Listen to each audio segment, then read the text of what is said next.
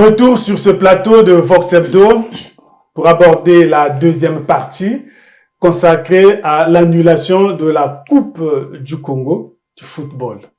Suivons cet élément. La conférence de presse co-animée par le conseiller administratif et juridique du ministère des Sports, le directeur général des sports et le directeur des affaires sportives le 5 août s'est essentiellement focalisée sur des sujets liés à l'actualité du football au niveau national, comme la motion de défiance de quelques clubs à l'endroit de la FECOFOOT et l'arrêt de la Coupe du Congo. À cette occasion, la presse a été édifiée sur les raisons de la fermeture des stades. En vue de préserver l'ordre public dans les stades, le ministère a pris une note qui suspend provisoirement l'autorisation d'occuper les stades afin d'éviter d'éventuels risques de troubles à l'ordre public que pourraient entraîner les regroupements dans les infrastructures sportives dédiées au football. La FECOFOOT ne recuse pas ce malaise, mais elle annonce plutôt que la motion de défiance a été signée moyennant l'argent, que parallèlement, le comité exécutif a informé qu'une autre pétition est en cours et ici aussi, ils ont proposé aux signataires une somme d'argent. Car il ressort clairement que la lutte contre la corruption ne constitue aucunement une préoccupation essentielle pour la FECOFOOT. En ce qui concerne la Coupe du Congo 2024, le conseiller administratif et juridique du ministère des Sports estime que cette compétition ne peut plus se poursuivre. Il n'y a pas une fédération qui siège avec le ministère plus que les autres. Tous les jeudis de la semaine, la fédération se réunit avec le ministère. Ça veut dire que c'est le sport roi, nous accordons une place à cela. Nous ne serons pas contents d'avoir des gagnants qui n'ont pas mérité, parce que les arbitres ont été corrompus. Voici donc la raison pour laquelle, en termes simples, nous ne pourrons pas organiser une Coupe du Congo fondée sur les manœuvres frauduleuses, des enregistrements, des résultats truqués. Cette conférence de presse a également indiqué au public congolais que les Diables Rouges et les clubs congolais joueront leur match au stade Massamba Débat suite à l'homologation obtenue grâce à la FECOFOOT avec l'implication du ministère des Sports. Pas de Coupe du Congo pour cette année 2024. Alors, Prince, quelles peuvent être les conséquences d'une telle décision? Bon, avant d'arriver en conséquence, il faut d'abord rappeler les causes et les faits qui ont fait que nous ne puissions pas avoir la Coupe du Congo, version football. Ah oui. Parce que quand j'ai dit version football, la Coupe du Congo n'est pas instituée seulement pour le football. Qu'est-ce qui s'est passé? Je crois que vous avez suivi ce reportage animé par les membres du ministère de la Jeunesse et des Sports qui sont sortis de leur silence pour recadrer les choses. Tout est parti le 4 août, le 4 juin dernier. Le ministère reçoit une motion de défiance de 12 signataires sur les 14 des clubs d'élite qui met en cause le comité exécutif de la FECOFOOT, l'organe technique en charge de gérer le football au niveau national. Je peux lire quelques paragraphes. Motion de défiance, considérant le football comme sport par excellence, vecteur de passion, d'unité et de fierté nationale pour le peuple du Congo et du monde entier, observant l'évolution du football dans certains pays du continent africain, classé il y a quelques années dans le peloton de queue et aujourd'hui parmi les meilleures nations, considérant les soupçons de corruption et de matchs arrangés au championnat national de football. La conclusion est la suivante: nous, club d'élite, retirons notre confiance au comité exécutif de la FECOFOOT et suspendons notre participation à la Coupe du Congo et aux activités sportives futures organisées par la fédération jusqu'à nouvel ordre. Vous savez bien que l'État n'a pas de club. Les clubs, ce sont les particuliers. Oui, à la lumière de ce que vous venez de lire, donc on peut dire que ce sont les clubs qui ont arrêté. Ce sont les clubs qui ont arrêté la participation. L'État, qui est censé garantir l'ordre public, a pris que les dispositions via le ministère des Sports, qui a adressé une correspondance à la FECOFOOT pour montrer, pour justifier la fermeture des stades. On n'a pas fermé les stades, même le conseiller l'a dit, les stades ont été fermés provisoirement pour éviter des troubles à l'ordre public. Et c'est ce qui fait que la Coupe du Congo, bien que instituée par décret depuis 1985, mais ne donne pas l'apanage à la FECOFOOT de faire ce qu'il lui semble bon. Pourquoi je le dis? Parce que cette compétition a été instituée pour toutes les fédérations. Pour votre gouvernement, le ministère des Sports gère plus de 30 fédérations. Et cette Coupe du Congo a été instituée pour chacune des fédérations. Donc chacun peut organiser la Coupe du Congo et le trophée sera remis selon l'esprit du décret, les 3 journées glorieuses, le 13, le 14, le 15. Donc c'est pas l'apanage d'une seule fédération. Si cette année, il n'y a pas de Coupe du Congo version football, dans d'autres fédérations, s'ils ont organisé, ils pourraient avoir Coupe du Congo. Mais le tout, c'est parce que il y a des soupçons de corruption. Vous savez que les clubs qui mettent en cause la mauvaise qualité ou la mauvaise organisation par l'instance habilitée qui est la FECOFOOT, voilà pourquoi l'État est censé prendre des décisions pour préserver la quiétude. Oui, est-ce qu'il y a des conséquences à cela? Vous avez présenté les causes. Bon, les conséquences comme telles, il y aura pas Coupe du Congo en version football, je l'ai dit encore, mais dans d'autres disciplines, il peut y avoir Coupe du Congo. Si la fédération de karaté a organisé sa Coupe du Congo, ça ne dépend que d'elle. Maintenant, la fédération, les conséquences, c'est que la fédération doit constater qu'il y a malaise au sein de son entité.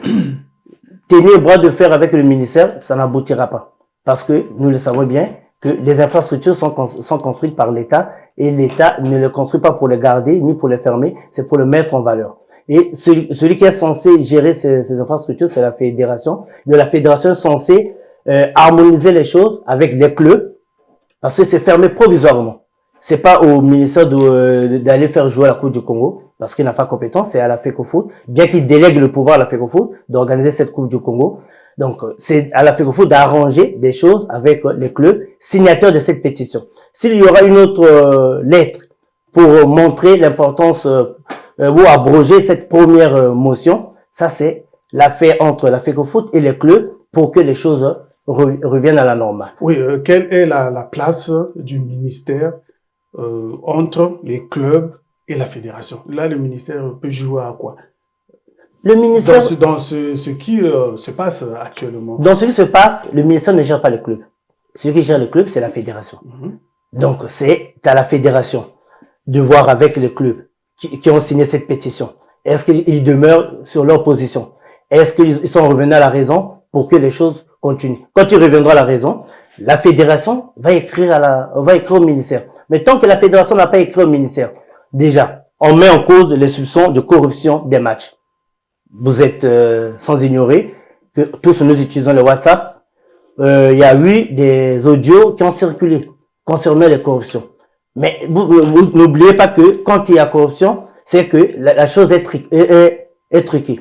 Donc le ministère, se fondant sur cet argument, peut toutefois interpeller la fédération. Est-ce qu'au stade actuel, la fédération a déjà écrit au ministère la suite concernant les audios qui ont circulé sur les matchs truqués?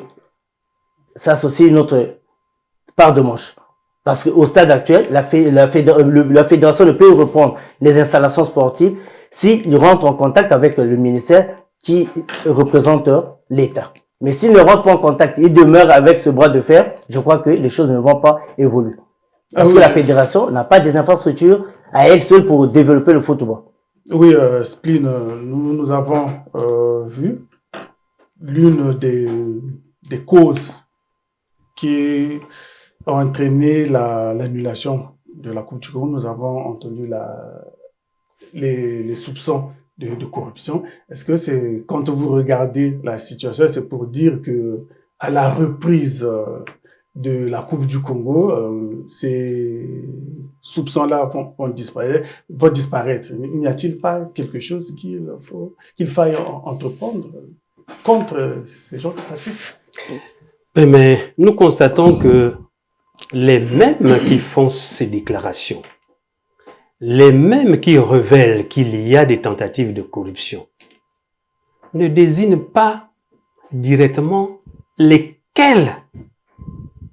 Et nous connaissons ce pays, que c'est plus vite, c'est plus simple, j'allais dire, de voir la paille qui se trouve dans l'œil de l'autre.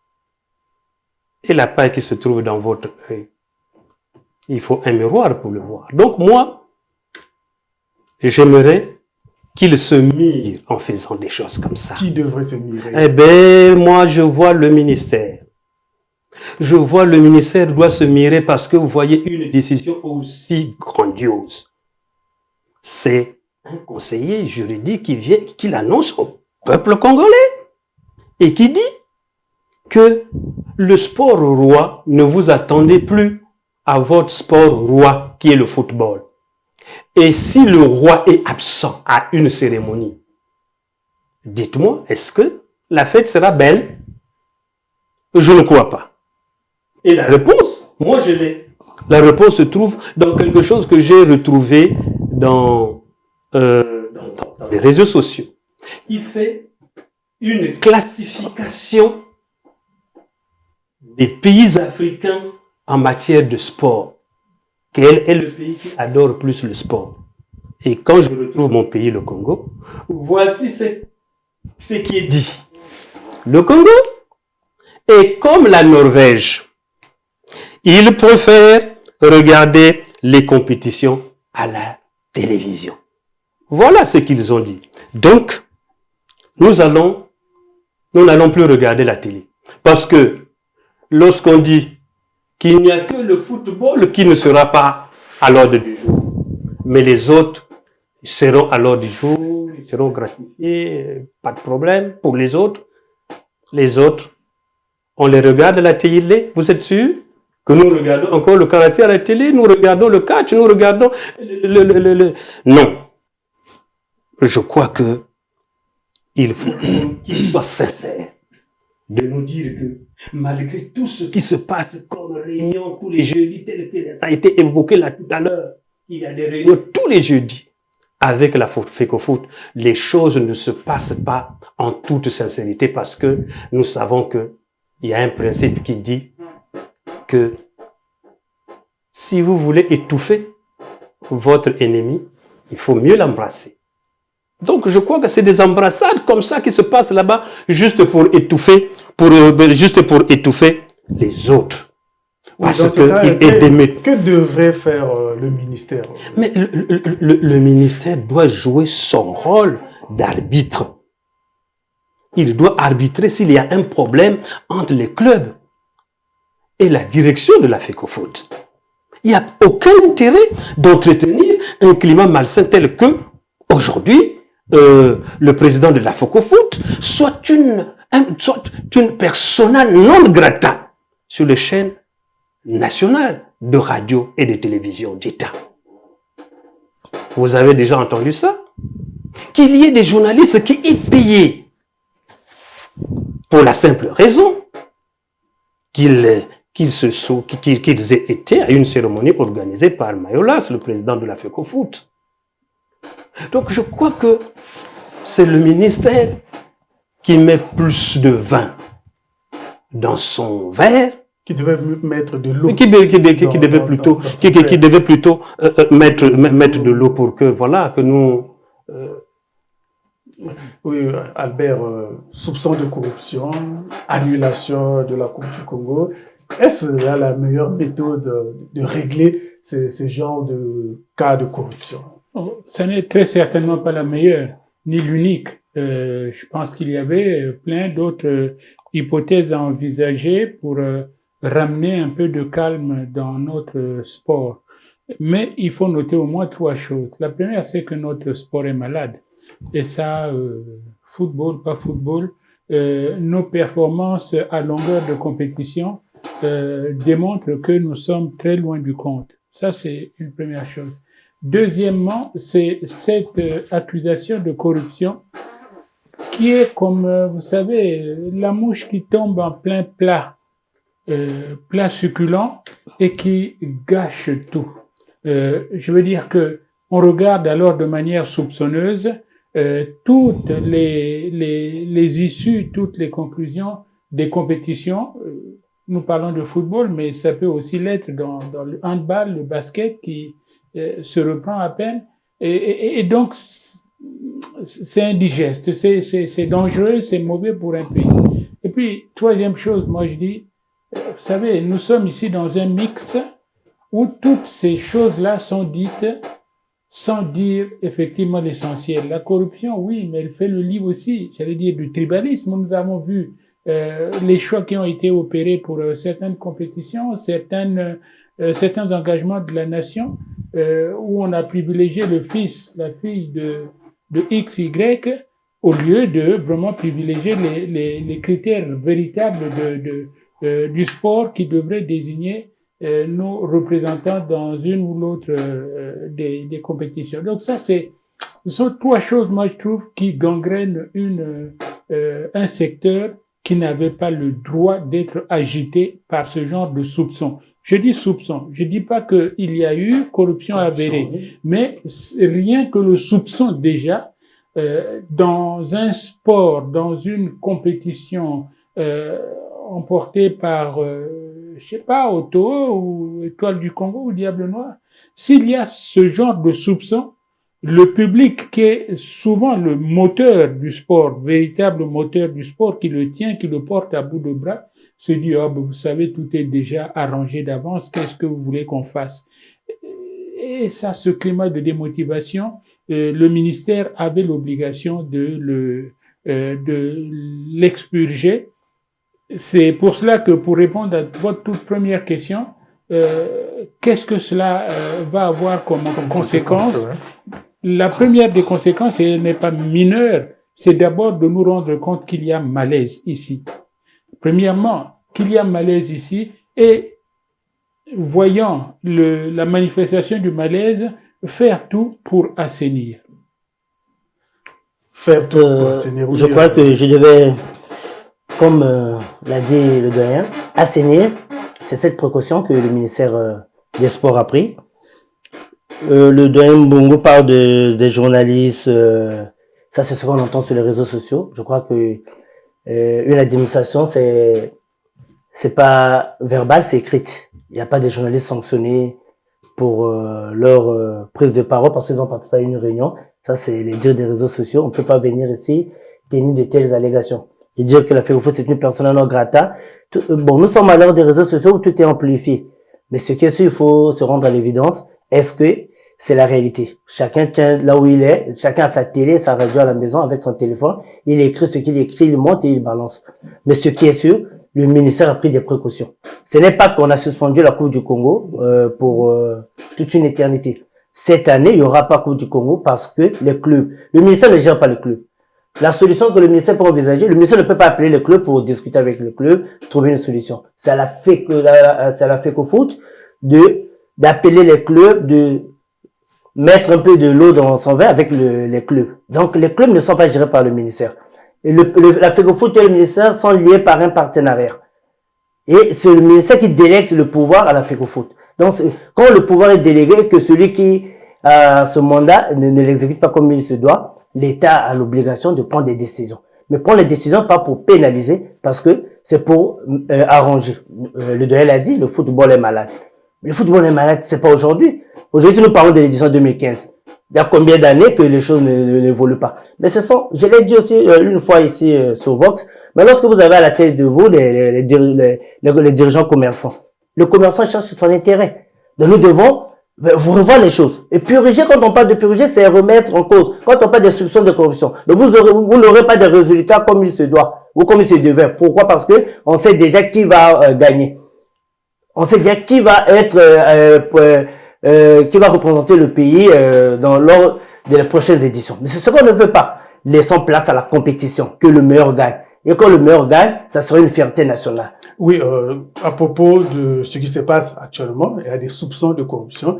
Mais pourquoi n'a-t-on pas laissé à la justice de faire le... Mais voilà pourquoi l'État a pris des précautions pour éviter des trous. Et c'est un peu de voir que deux clubs qui se tiennent en chaîne différente et qu'ils se retrouvent dans un stade après qu'il y a mort d'homme. À qui reviendra cette faute? Donc voilà pourquoi, au moment où il y a des soupçons de corruption, si le problème est en justice, l'État a pris les précautions pour préserver, pour qu'il n'y ait pas des agitations. Mais cela n'exclut pas à l'équipe nationale ou au club engagé de se préparer. Le stade n'est pas fermé au club engagé ni au Diable Rouge. Comme on le lit sur les réseaux sociaux qui sont en train de s'entraîner à la Belle Étoile, non. Les stades sont fermés pour la compétition concernant la Coupe du Congo. Mais les clubs engagés peuvent s'entraîner pour préparer leurs échéances à venir, ainsi que les différentes équipes nationales. Ce qui revient à dire que on n'a pas annulé le fonctionnement du football, mais c'est de demander à ceux qui dirigent ce football, à l'organe technique, de revoir avec les clubs affiliés pour qu'ils reviennent à la raison, afin que le football suive son parcours. Est-ce qu'il y a une action en justice qui est pendante actuellement par rapport au soupçon de corruption? Oui, il y a une action en justice parce que vous ne me direz pas que vous n'avez pas, après les auditions, après les audios sur la corruption, l'État qui se constitue en partie civile avait fait une plainte pour que les ayants droit puissent aller répondre. Maintenant, si l'action encore en justice, on peut pas se prononcer là-dessus. Il faut attendre. Oui, Spline, il y avait quelque chose à ajouter à propos Non, de cette situation qui rend vraiment le foot, qui n'honore pas le football congolais. Mais je comprends très bien que le ministère, c'est vrai qu'il ne gère pas les clubs. Mais moi, j'ai dit que le ministère devait arbitrer. Il doit arbitrer. Mais lorsqu'il laisse un climat comme celui-là proliférer, on se dit qu'il y a quelque chose, qu'il y a une complicité. Et lorsque vous avez des conseillers, tels que nous avons suivis sur cet élément de conférence de presse, au point de presse organisé, et qui pointe une catégorie d'animateurs du football congolais. Et ceux qui pointent sont du ministère. On doit penser à quoi? À un climat malsain entre le ministère et le foot et la FECOFOOT. Il nous a rappelé qu'ils ne sont que des partenaires. Donc, moi, je crois que il y a quelque chose quand même. Il y a une faiblesse tout simplement du ministère qu'ils veulent cacher.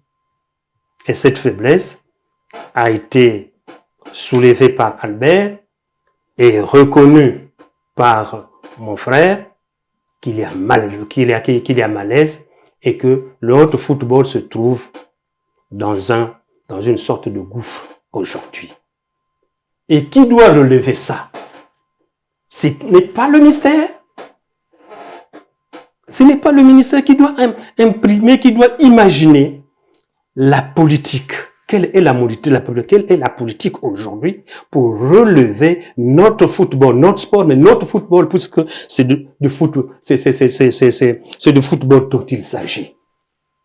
Okay, ils ont tout. Oui, laissez un peu Albert aussi dire quelque chose. Qui est-ce qui doit relever? Nous avons vu qu'il y a eu le bras de fer, nous avons vu que le sport est malade, nous avons vu qu'il y a un malaise.